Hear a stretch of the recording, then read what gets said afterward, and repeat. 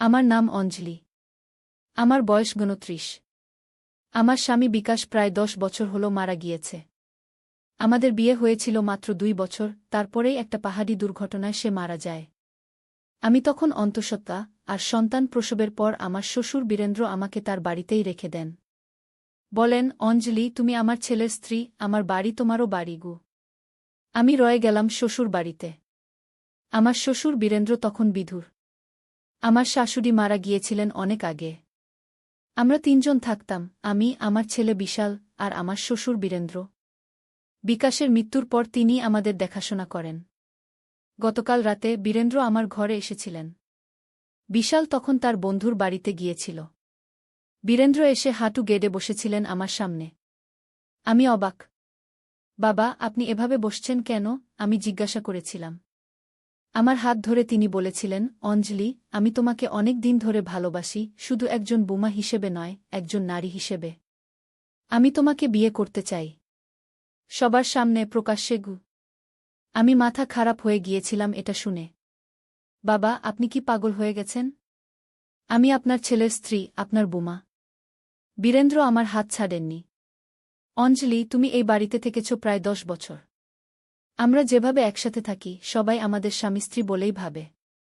আমি শুধু চাই সেটা সত্যি হোক। আমি চিৎকার করে উঠেছিলাম, না, আমি কখনোই আপনাকে বিয়ে করব না। আপনি আমার শ্বশুর, আমি আপনার বোমা। আমরা কখনোই স্বামী স্ত্রী হতে পারি না। বীরেন্দ্র উঠে দাঁড়িয়েছিলেন। তুমি ভেবে দেখো, অঞ্জলি। আমি অনেক সম্পত্তির মালিক। আমি মারা গেলে সব তোমার ও বিশালের থাকবে। বিশাল আমার একমাত্র নাতি। আর তুমি আমার স্ত্রী গো। আমি সেই রাতে ঘুমাতে পারিনি। সকালে উঠে দেখি বীরেন্দ্র বাইরে চলে গেছেন। তিনি গাড়ি নিয়ে গাংটক শহরে গেছেন তার বন্ধু রাজীবের সাথে দেখা করতে। আমি চা বানিয়ে উঠোনে বসলাম। আমার মনের মধ্যে হাজারো চিন্তা ঘুরপাক খাচ্ছে। আমি কি করব? আমি যদি বাড়ি ছেড়ে চলে যাই, কোথায় যাব? আমার বাবা মা অনেক আগেই মারা গেছেন। ভাই বোন নেই। বন্ধুবান্ধবরা সবাই দূরে। আর আমার ছেলে বিশাল, সে কিভাবে সব বুঝবে? কিছুক্ষণ পর আমার ছেলে বিশাল বাড়ি ফিরল। সে ১০ বছরের একটি ছেলে, তার বাবার মতোই দেখতে। মা, আজ কি রান্না করেছ? সে জিজ্ঞেস করল। ডাল আর আলু ভাজা, আমি বললাম। তোর দাদুকে দেখেছিস? হ্যাঁ, দাদু যাওয়ার সময় আমাকে রাস্তায় দেখেছিলেন। বলেছিলেন তিনি গাংটকে যাচ্ছেন রাজীব দাদুর সাথে দেখা করতে গু। আমি ভাবলাম আমার এখান থেকে পালিয়ে যাওয়া উচিত। কিন্তু কোথায় যাব? এই বাড়িটাই আমার ঘর। এই বাড়িতেই আমি বিকাশের সাথে ২ বছর কাটিয়েছি। এই বাড়িতেই আমার ছেলে জন্মেছে। এই বাড়ি ছেড়ে যাওয়ার কল্পনাও করতে পারি না। হঠাৎ আমার মনে একটা চিন্তা খেলে গেল। আমি বাড়ির ভিতরে গেলাম এবং বীরেন্দ্রের ঘরে ঢুকলাম। আমি জানি তিনি তার গুরুত্বপূর্ণ কাগজপত্র একটা লোহার আলমারিতে রাখেন। সেই আলমারির চাবি সব সময় তার পাজামার পকেটে থাকে। কিন্তু তিনি কিছু কাগজপত্র তার বিছানার নিচেও রাখেন। আমি বিছানার নিচে হাত ঢুকিয়ে দেখলাম, একটা ছোট বাক্স পেলাম। বাক্সটা খুলে দেখি তার মধ্যে কিছু চিঠি। চিঠিগুলো খুলে দেখি সেগুলো বীরেন্দ্র এবং একজন মহিলার মধ্যে আদান-প্রদান করা হয়েছে। মহিলার নাম মালতী। চিঠিগুলো পড়ে আমি আরও অবাক হলাম। মালতী বীরেন্দ্রের প্রথম স্ত্রীর বোন, মানে আমার শাশুড়ির বোন। চিঠিগুলো থেকে বোঝা গেল বীরেন্দ্র এবং মালতী দীর্ঘদিন ধরে একে অপরকে ভালোবাসতেন। কিন্তু তারা একসাথে হতে পারেননি, কারণ বীরেন্দ্রের বিয়ে হয়ে গিয়েছিল মালতীর বোনের সাথে। চিঠির তারিখগুলো দেখে আমি বুঝতে পারলাম এগুলো লেখা হয়েছিল আমার শাশুড়ির মৃত্যুর পরে। আমি আরও কিছু খুঁজতে থাকলাম।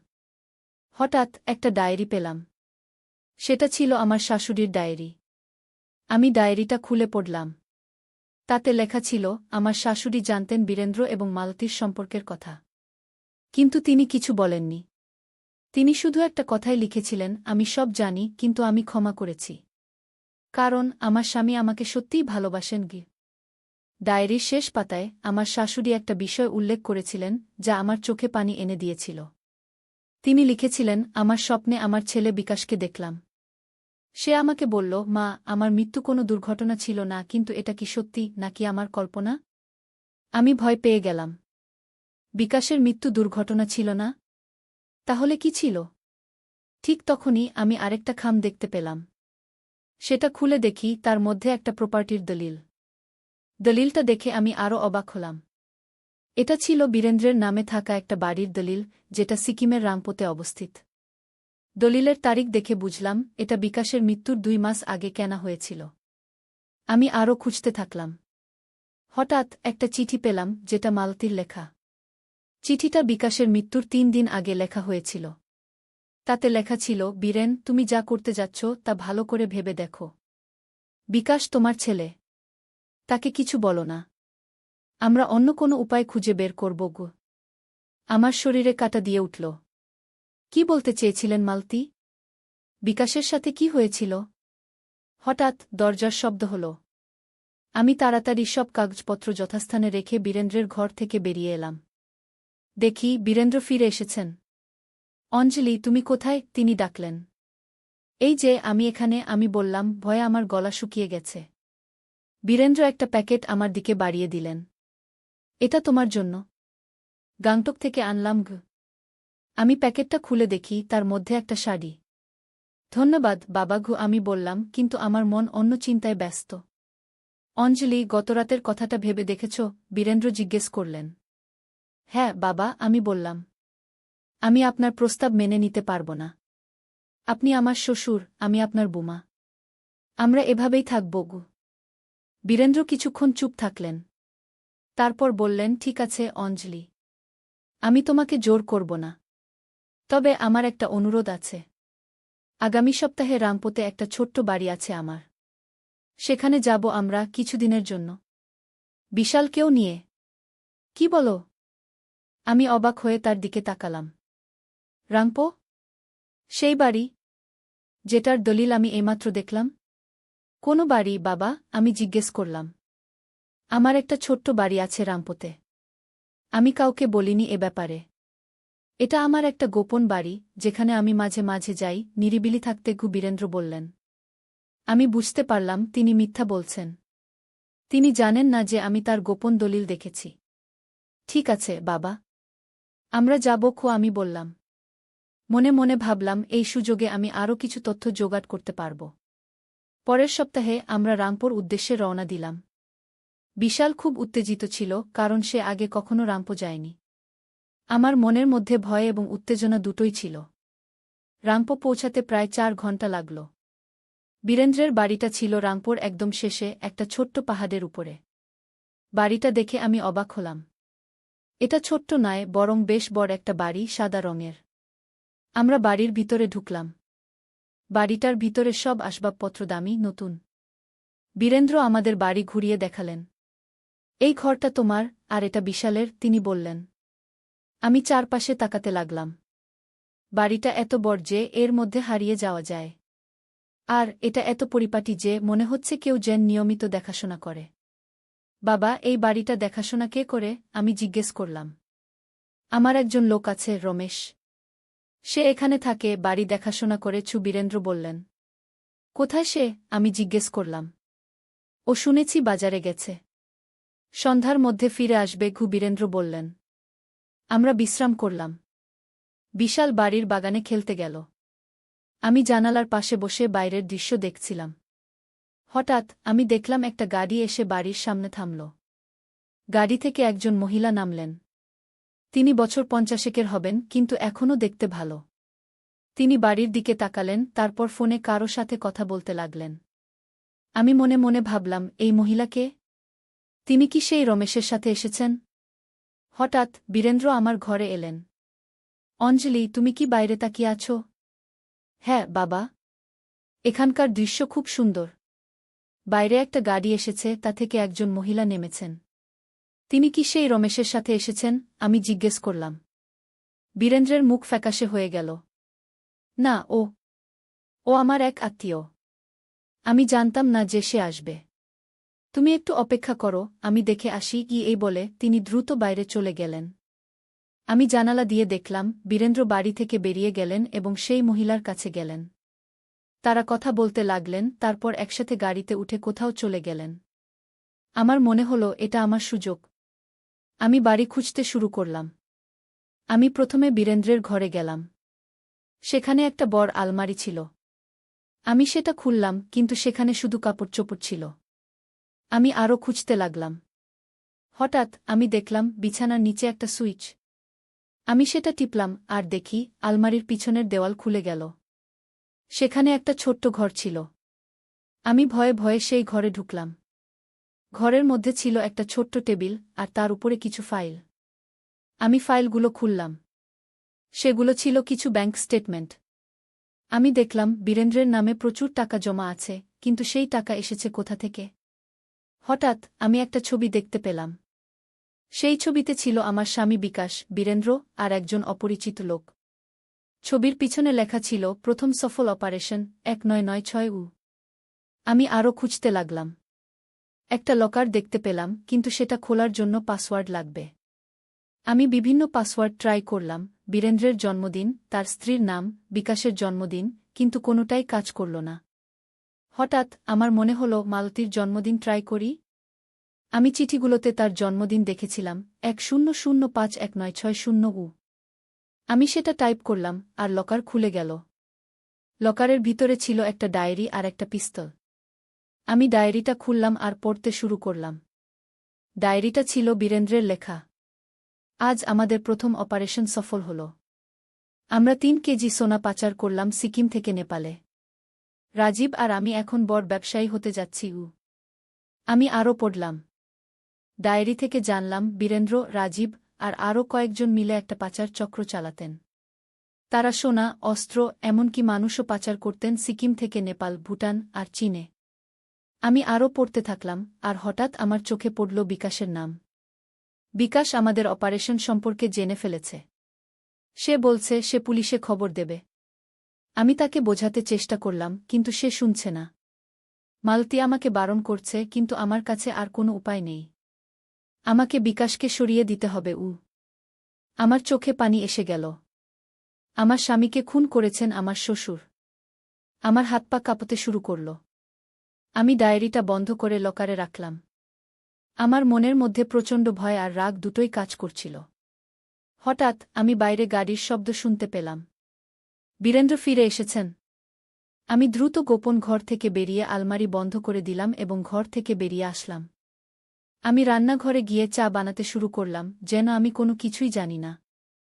বীরেন্দ্র এবং সেই মহিলা একসাথে ঘরে ঢুকলেন। অঞ্জলি, এই হলেন মালতী, তোমার শাশুড়ির বোন।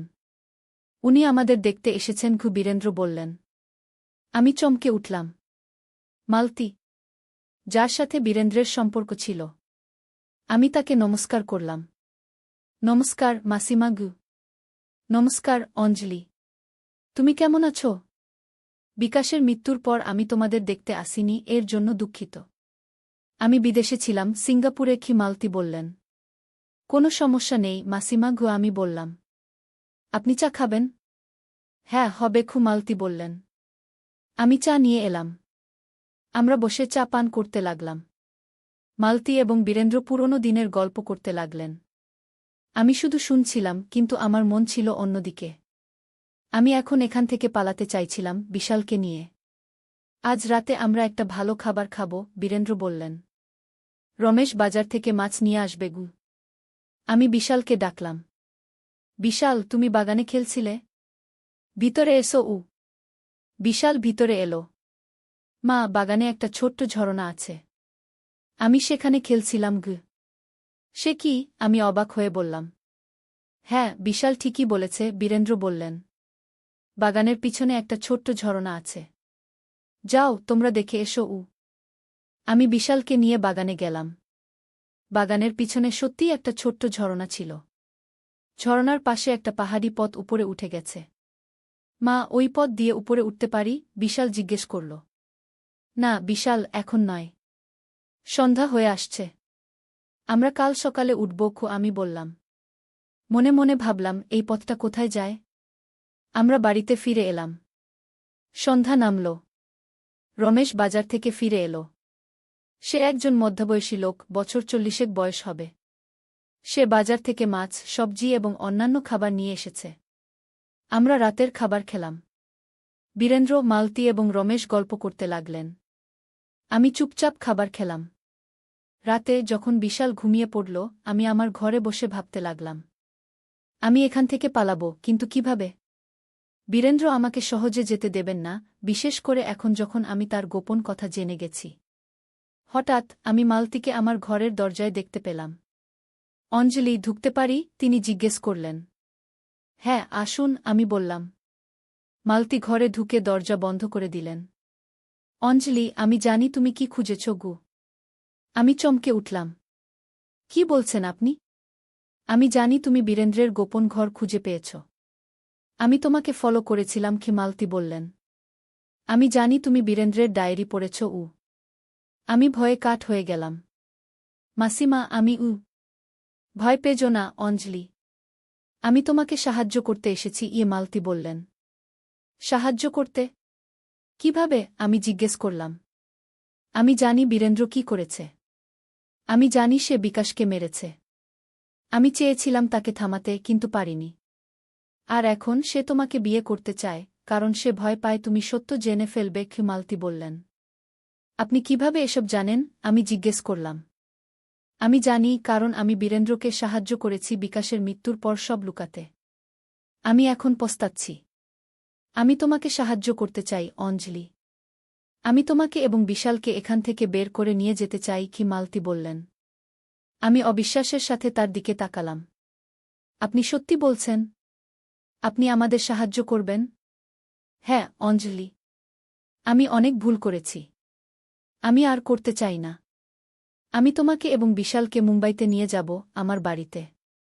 সেখানে তোমরা নিরাপদে থাকতে পারবে, মালতী বললেন। কিভাবে পালাবো আমরা? আমি জিজ্ঞেস করলাম। আজ রাতে। রমেশ আমাদের সাহায্য করবে।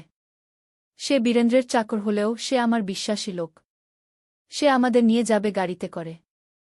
বীরেন্দ্র ঘুমের ওষুধ খেয়েছে, সে সারারাত ঘুমাবে।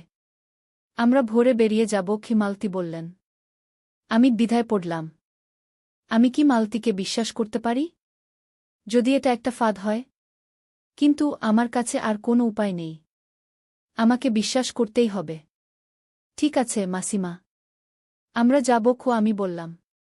তুমি বিশালকে প্রস্তুত করো। তোমাদের জিনিসপত্র গুছিয়ে নাও, তবে বেশি নিও না, শুধু প্রয়োজনীয় জিনিস। আমরা ভোর 4টায় বেরিয়ে যাব, মালতী বললেন। আমি রাতভর ঘুমাতে পারিনি। আমি বিশালের জিনিসপত্র গুছালাম, তারপর আমার নিজের। আমি বিশালকে জাগালাম না, সে ঘুমাচ্ছিল। আমি ভাবলাম তাকে সকালে জাগাবো। ভোর 4টায় মালতী আমার ঘরে এলেন। অঞ্জলি, প্রস্তুত? হ্যাঁ মাসিমা, আমি বললাম। চলো, রমেশ গাড়ি নিয়ে অপেক্ষা করছে, মালতী বললেন। আমি বিশালকে জাগালাম। বিশাল, উঠো। আমরা এখন যাব। বিশাল ঘুম ঘুম চোখে উঠল। কোথায় যাব, মা? আমরা মালতী মাসিমার বাড়ি যাব, মুম্বাই। সেখানে আমরা ঘুরতে যাব। দাদু পরে আসবে, আমি বললাম। আমরা বাড়ি থেকে বেরিয়ে এলাম। রমেশ গাড়ি নিয়ে অপেক্ষা করছিল। আমরা গাড়িতে উঠলাম। রমেশ গাড়ি স্টার্ট দিল। গাড়ি বাড়ি থেকে দূরে যাচ্ছিল, আমি জানালা দিয়ে বাড়ির দিকে তাকালাম। হঠাৎ আমি বাড়ির ছাদে একটা আলো দেখতে পেলাম। আমি চিৎকার করে উঠলাম, মাসিমা, দেখুন। বাড়ির ছাদে আলো। মালতী জানালা দিয়ে বাইরে তাকালেন। বীরেন্দ্র জেগে গেছে। রমেশ, আরও জোরে গাড়ি চালাও। রমেশ গাড়ির স্পিড বাড়াল। আমরা দ্রুত পাহাড়ি রাস্তা দিয়ে নেমে যাচ্ছিলাম। হঠাৎ আমরা পিছনে একটা গাড়ির শব্দ শুনতে পেলাম। বীরেন্দ্র গাড়ি নিয়ে আমাদের ফলো করছে, মালতী চিৎকার করে বললেন। আমার বুক ধক করে উঠল। বিশাল ভয়ে কাঁপতে শুরু করল। মা, কি হচ্ছে? কিছু না, বিশাল। আমরা বাড়ি ফিরছি, আমি বললাম। রমেশ আরও জোরে গাড়ি চালাতে লাগল। আমরা একটা ঘন জঙ্গলের মধ্যে দিয়ে যাচ্ছিলাম। রাস্তা খুব খারাপ ছিল, গাড়ি লাফাতে লাফাতে যাচ্ছিল। হঠাৎ আমাদের গাড়ির সামনে একটা বিশাল গাছ দেখা গেল। সেটা রাস্তার মাঝখানে পড়েছিল।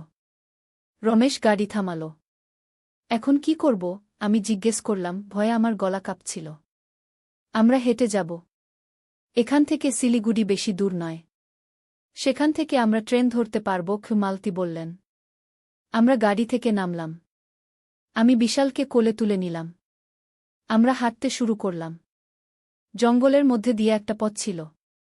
আমরা সেই পথ ধরে হাঁটছিলাম। হঠাৎ আমরা পিছনে কারো পায়ের শব্দ শুনতে পেলাম। বীরেন্দ্র আমাদের ফলো করছেন। ছোট ছোট, রমেশ চিৎকার করে বলল। আমরা দৌড়াতে শুরু করলাম। বিশাল আমার কোলে কাঁদছিল। মা, আমি ভয় পাচ্ছি। ভয় পেজো না, বিশাল। সব ঠিক হয়ে যাবে আমি বললাম, যদিও আমি নিজেই ভয়ে কাঁপছিলাম। পিছন থেকে একটা গুলির শব্দ হল। বীরেন্দ্র গুলি চালাচ্ছেন। আমি চিৎকার করে উঠলাম। এদিকে, মালতী বললেন, একটা পাশের পথ দেখিয়ে। এই পথটা আরও ঘন জঙ্গলের মধ্যে যায়। সেখানে বীরেন্দ্র আমাদের খুঁজে পাবে না। আমরা সেই পথে দৌড়ালাম। পথটা খুব সংকীর্ণ ছিল, দুপাশে ঘন জঙ্গল। আমরা দৌড়াতে দৌড়াতে একটা ছোট্ট ঝরনার কাছে এসে পৌঁছালাম। এখন কোথায় যাব? আমি জিজ্ঞেস করলাম। হঠাৎ রমেশ চিৎকার করে উঠল, দেখুন ওখানে। আমরা দেখলাম একটা ছোট্ট কুঁড়েঘর ঝরনার পাশে। চলো ওখানে লুকাই, মালতী বললেন। আমরা কুঁড়েঘরে ঢুকলাম। ঘরটা খুব ছোট ছিল, কিন্তু পরিষ্কার। সেখানে একটা বিছানা ছিল, একটা টেবিল আর কিছু চেয়ার। এটা কার ঘর? আমি জিজ্ঞেস করলাম। এটা আমারই একটা গোপন আস্তানা। আমি মাঝে মাঝে এখানে আসি, বীরেন্দ্র থেকে দূরে থাকতে মালতী বললেন। এখানে আমরা নিরাপদে থাকব কিছুক্ষণের জন্য। তারপর, যখন বীরেন্দ্র চলে যাবে, আমরা শিলিগুড়ি যাব। আমরা কুঁড়েঘরে বসলাম। বিশাল ক্লান্ত হয়ে আমার কোলে ঘুমিয়ে পড়ল। মালতী জানালা দিয়ে বাইরে তাকিয়েছিলেন। রমেশ দরজার পাশে দাঁড়িয়েছিল। হঠাৎ আমি একটা গুলির শব্দ শুনলাম। রমেশ চিৎকার করে মাটিতে পড়ে গেল। একটা গুলি তার বুকে লেগেছে। আমি চিৎকার করে উঠলাম। মালতী দৌড়ে রমেশের কাছে গেলেন। রমেশ, রমেশ, রমেশ মালতীর হাত ধরল। মাসিমা, আপনারা পালান। তিনি আসছেন। বীরেন্দ্র কুঁড়েঘরের সামনে এসে দাঁড়ালেন, হাতে পিস্তল। এত দূর পালাবে, মালতী? তুমি ভেবেছিলে আমি তোমাদের যেতে দেব? আমি বিশালকে আরও জোরে ধরে রাখলাম। মালতী উঠে দাঁড়ালেন, রমেশকে মাটিতে রেখে। বীরেন্দ্র, তুমি কি পাগল হয়ে গেছ? তুমি রমেশকে গুলি করলে। সে আমার বিশ্বাসঘাতকতা করেছে। আমার বিশ্বাসঘাতকতা করার শাস্তি মৃত্যু। বীরেন্দ্র বললেন, তার চোখে পাগলের দৃষ্টি। বীরেন্দ্র, ছেড়ে দাও আমাদের। অঞ্জলি আর বিশালকে যেতে দাও। তারা কিছুই জানে না। মালতী বললেন। অঞ্জলি সব জানে। সে আমার গোপন ঘর খুঁজে পেয়েছে। সে আমার ডায়েরি পড়েছে। তাকে যেতে দিতে পারি না আমি। বীরেন্দ্র বললেন। সে ধীরে ধীরে আমার দিকে এগিয়ে আসতে লাগলেন। অঞ্জলি, আমি তোমাকে বিয়ে করতে চেয়েছিলাম। তোমাকে সব দিতে চেয়েছিলাম। কিন্তু তুমি আমাকে প্রত্যাখ্যান করেছ। আপনি আমার স্বামীকে হত্যা করেছেন, আমি চিৎকার করে বললাম। আপনি একজন হত্যাকারী। বিকাশ আমার ব্যবসা নষ্ট করতে যাচ্ছিল। আমি তাকে থামাতে বাধ্য হয়েছিলাম। বীরেন্দ্র বললেন। আর এখন আমি তোমাকেও থামাতে বাধ্য। সে পিস্তল তুললেন আমার দিকে। আমি চোখ বন্ধ করে বিশালকে আরও জোরে ধরে রাখলাম। হঠাৎ একটা গুলির শব্দ হল। আমি চোখ খুলে দেখি, বীরেন্দ্র মাটিতে পড়ে গেছেন। তার পিছনে দাঁড়িয়ে আছেন একজন পুলিশ অফিসার, হাতে পিস্তল। সবাই ঠিক আছে? পুলিশ অফিসার জিজ্ঞেস করলেন। আমি অবাক হয়ে তার দিকে তাকালাম। আপনি কে? আপনি এখানে কিভাবে? আমি ইন্সপেক্টর রাজেন্দ্র সিং। আমি বীরেন্দ্র দাসকে অনেক দিন ধরে খুঁজছিলাম। তিনি একটা বর পাচার চক্রের সাথে জড়িত।